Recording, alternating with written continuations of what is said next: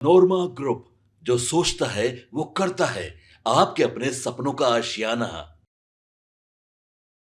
रखा आप किरा बैठ जाए। आपका भाषण समाप्त हुआ। धन्यवाद। धन्यवाद। श्री संजय कुमार झा।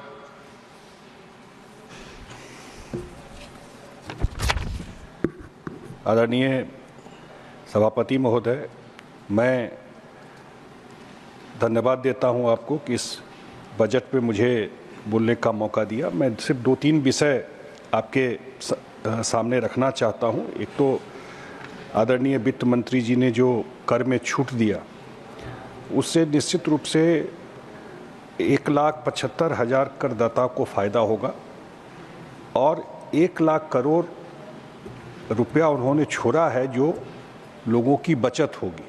और हमारे एक साथी यहाँ अच्छा बोल रहे थे कि ये अपेक्षा करते हुए कि कंजम्पशन में, सेविंग में, इन्वेस्टमेंट में ये काम आएगा कि मार्केट में वो पैसा जाए लोगों को, और फिर वो चेन डेवलप होता है। जब आप जाके पैसा खर्चा करते हैं तो प्रोडक्टिविटी भी होगा, मैन्युफैक्चरिंग भी होगा, मार्केट भी चलेगा, तो वो यहीं पे खर्चा करें, ये अपेक्षा ज़रूर किया होगा। उसी तरह हम देख रहे थे कि TDS, TCS, आजकल हम लोग देखते हैं जो इनकम टैक्स रिटर्न है वो 1 दिन में, 2 दिन में आ जाता है, 48 घंटे में आ जाता है। फेसलेस कर दिया है, टेक्नोलॉजी को यूज किया है। तो इन सब चीज़ों से काफ़ी परिस्थिति बदली है।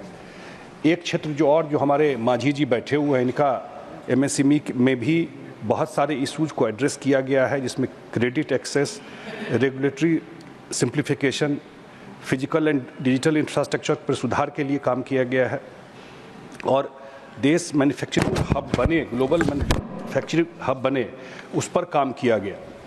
एक जो बहुत महत्वपूर्ण बात बजट में है वो दलहन में आत्मनिर्भरता के लिए 6 साल का मिशन लॉन्च किया गया और अगले 4 साल तक किसानों से दलहन की केंद्रीय खरीद की जाएगी। बिहार जैसे प्रदेश में जहां मोकामा, टाल वगैरह में दलहन की खेती होती है, निश्चित रूप से ये दलहन के उत्पादन बढ़ने से इसका एक लाभ मिलेगा। एक और जो एग्रीकल्चर सेक्टर में किया गया कि जो 100 लो प्रोडक्टिविटी वाले ज़िला है उसको अडॉप्ट करने का किया गया है, जहां उपज कम होता है, 100 डिस्ट्रिक्ट जो है कि वहाँ क्रॉप डाइवर्सिफिकेशन करके चीज़ों वहाँ प्रोडक्शन बढ़ाने का 100 जिला को चुन करके किया गया है। उसी तरह किसान क्रेडिट कार्ड के लिए 3 लाख से बढ़ाकर 5 लाख किया गया। PM स्वनिधि योजना का नवीकरण, जिसमें कि स्ट्रीट वेंडर्स को 30,000 की सीमा से UPI लिंक्ड क्रेडिट कार्ड और बैंक लोन मिलेगा। जो जिग वर्कर्स हैं, जो ऊबर, ओला, जोमेटो इस सब में काम करते हैं, उनके लिए उनको आयुष्मान, करीब 1 करोड़ उनकी संख्या है, आयुष्मान भारत के तहत और हेल्थ इंश्योरेंस के तहत अन्य सामाजिक सुरक्षा योजनाओं का लाभ मिले, इसका इस बजट में किया गया है। हम लोग देखते हैं कि अभी कोरोना हुआ या यूक्रेन में वॉर हुआ तो कितने सारे स्टूडेंट मेडिकल का वहाँ पढ़ने गए हुए थे। इतना डिमांड है तो वो अगले 1 साल में 10,000 और अगले 5 साल में 75,000 मेडिकल स्टूडेंट की सीटों को बढ़ाने का इस बजट में आया है। उसी तरह जो अर्बन इंफ्रास्ट्रक्चर के लिए जो चैलेंजेज हैं उसके लिए स्पेशल फंड दिया गया है कि जो अर्बन, इस बार तो दिल्ली के चुनाव में हम लोग देख रहे थे किस तरह दिल्ली के कॉलोनियों में रोड, पानी का हाल था, तो उसके लिए जो पूरा देश के लिए दिया गया है। उसी तरह न्यूक्लियर एनर्जी के लिए मुझे लगता है कि सरकार ने 20,000 करोड़ का बजट दिया है। एक बात मैं ये जो जनरल चीज़ें जो बजट में हाईलाइट करने वाली थी, और हम धन्यवाद देना चाहते हैं कि जिस तरह हमारे साथी बता रहे थे कांग्रेस के भी कि बिहार के साथ हिस्टोरिकली निगलेक्ट बिहार को किया गया। जब झारखंड भी अध्यक्ष महोदय बिहार के साथ था तो फ्रेट इक्वलाइजेशन था, सारा मिनरल्स झारखंड का पूरे देश में जाता था, लेकिन उसका कोई भी एडवांटेज बिहार को नहीं मिला। और हमेशा बिहार का डिमांड रहा, सही बात है, विशेष राज्य का दर्जा का, लेकिन फाइनेंस कमीशन ने ये बात ख़त्म कर दी और हम लोगों की पार्टी और हम लोगों के नेता नीतीश कुमार ने कहा कि भाई नहीं, अगर विशेष राज्य का दर्जा मिलता है तो बिहार को विशेष पैकेज मिले। और हम धन्यवाद देना चाहते हैं आदरणीय प्रधानमंत्री नरेंद्र मोदी जी को कि पिछले बजट में भी बिहार के फ्लड को उन्होंने एड्रेस किया। कभी एड्रेस नहीं हुआ, कोसी का फ्लड आता रहा। हम लोग जिस एरिया से आते हैं अध्यक्ष महोदय, मिथिला एरिया है, वो हर एक साल फ्लड देखते रहे। हमेशा होता था कि नेपाल में हाई डैम बन रहा है, लेकिन पहली बार भारत सरकार ने नॉर्थ बिहार के मिथिला के फ्लड को भी एड्रेस किया। पहली बार जो मखाना की चर्चा आजकल दुनिया में हो रही है, मखाना तो प्रोडक्शन हमेशा से होता रहा, लेकिन अब वहाँ जाकर के मखाना बोर्ड बनेगा जिससे कम से कम उसके पैकेजिंग में उपजा वहाँ होता था, पैकेजिंग जाके बेंगलोर में होता था, अब वहाँ पर पैकेजिंग होगा, मार्केट लिंकेज होगा।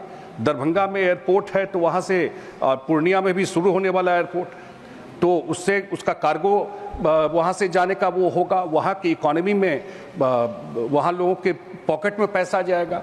उसी तरह एक जो बड़ा अनाउंसमेंट है, बिहार का लोगों का पूरा दुनिया में बिहार का डायस्पोरा है और खास करके गल्फ वगैरह में सब लोग रहते हैं। एक इंटरनेशनल फ्लाइट बिहार से नहीं जाता और जो वित्त मंत्री जी ने घोषणा किया है 3 ग्रीनफील्ड एयरपोर्ट के लिए, और एक ग्रीनफील्ड एयरपोर्ट जो इंटरनेशनल एयरपोर्ट होगा वो पटना के बगल में होगा।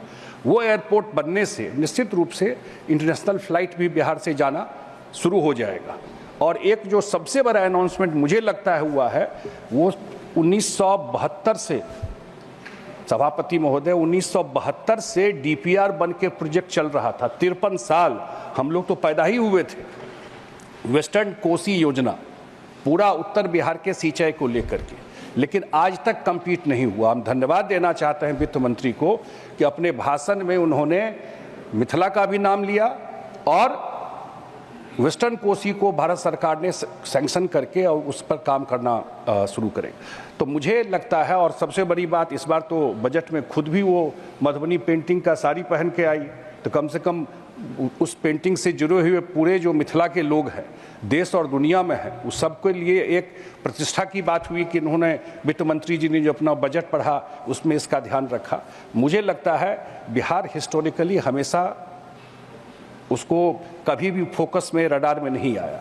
और नीतीश कुमार जी ने, अभी हम देख रहे थे 4 एग्रीकल्चर रोड मैप में बिहार में काम हुआ है। अब पूरा कृषि में वहाँ पर रिवोल्यूशन आया है। इतना अभी सब्जी के उत्पादन में 4th स्टेट, 4था नंबर पर देश में बिहार आया है। तो बहुत सारा काम बिहार में पिछले 17, 18, 19 साल में हुआ है। बिहार टेक ऑफ स्टेज में है। जो डेटा यहाँ पढ़ा जा रहा था वो सही है कि ये प्रॉब्लम है, लेकिन ये इतना जो इनहेरिट किए हम लोग कांग्रेस और आरजेडी से, ये भी ध्यान रखना चाहिए कि हम लोग शुरू कहाँ से किए थे, हम लोगों को क्या मिला था बिहार में जब हम लोग सरकार में आए, और कहाँ से कहाँ हम लोग ट्रैवल किए। तो बिहार एक टेक ऑफ स्टेज में है। पहली बार बिहार भी डबल इंजन का मजा ले रहा है और अगले 5 साल में निश्चित रूप से हम लोगों को लगता है कि जो विशेष ध्यान केंद्र का बिहार के ऊपर है, बिहार भी टॉप 10 स्टेट में आएगा। और दोनों बजट, पिछला बजट भी और इस बार के बजट में भी, जो केंद्र सरकार का और आदरणीय प्रधानमंत्री नरेंद्र मोदी जी का जो पूर्वोदय का एक परिकल्पना है कि जब तक पूरब के स्टेट मेन लिंक में नहीं आएंगे तब तक पूरा का पूरा जो विकसित भारत का सपना है नहीं हो पाएगा। तो उनका जो विशेष ध्यान गया है इस पर, निश्चित रूप से आने वाले टाइम में बिहार के लोग वैसे भी मेहनती हैं, निश्चित आने वाले टाइम में बिहार भी टॉप 10 स्टेट में आएगा। मैं अपनी बात रखने का आपने मौका दिया, मैं बहुत धन्यवाद देता हूँ। श्री सुजीत कुमार। आपके सपनों को हमने सजाया है, ई होम्स पैनोरामा को हमने बनाया है। ई होम्स मेरा एक सपना था जिस पे मैं पिछले 4 साल से काम कर रहा था। हमने जो बनाया है वो सबने है माना। ई होम्स पैनोरामा में हो आपका भी आशियाना। और फाइनली हमने 2021 में इस प्रोजेक्ट को लॉन्च किया। बहुत लोग अप्रिशिएट कर रहे हैं कि पूर्णिया जैसे शहर में, बिहार के, एक तो बिहार की बात करें उसमें भी पूर्णिया जैसे छोटे जगह में इस तरह का लाइफस्टाइल देना, ये सुन के हम लोगों को बहुत अच्छा लगता है। ई होम्स में हमने कुछ और भी किया है, जैसे हम जिस जगह में रह रहे हैं हमारे फैमिली सिक्योर हो, उनको सिक्योरिटी का ध्यान में रखा है।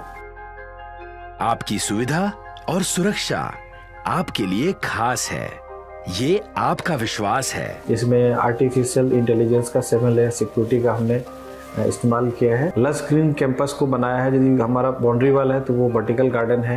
ये जितनी भी फैसिलिटी होता है एक इंटरनेशनल टाउनशिप में, ई होम्स है, ये हम लोग विश्वास नहीं कर पा रहे हैं। जो भी हमारे मित्र दोस्त या जो भी हमारे बाहर के बाहर आते हैं, तो हम लोगों को बहुत अच्छा सुनने को मिलता है और बहुत अच्छा क्रेडिट मिल रहा है। वो सारा हमने सिर्फ एक बिल्डिंग नहीं बनाया, हमें एक बहुत अच्छा लाइफस्टाइल दिया ई होम्स में, और मेरा एक सपना था जिसको मैं आज फुलफिल होते हुए देख पा रहा हूँ। ये आपका आवास है। ई होम्स पैनोरमा में अब आपका निवास है। E homes Panorama, luxurious lifestyle redefined. Panorama group, जो सोचता है वो करता है। अगर ये वीडियो पसंद आई और वह बिहार के राजनीति और बिहारियत से सरोकार रखेनी तो सब्सक्राइब बटन दबा के चैनल के सब्सक्राइब कर ली। ओजे एगो घंटी बा, ओकरा बटन दबा देला से कुल सटीक और मारक खबर रुआ मुफ्त में मिल जाई। अगर रुआ पत्रकारिता के हमनी के नया प्रयोग में सहयोग कर चाहतानी तो ज्वाइन बटन दबा दी। पेटीएम नंबर नोट कर ली 9386816700।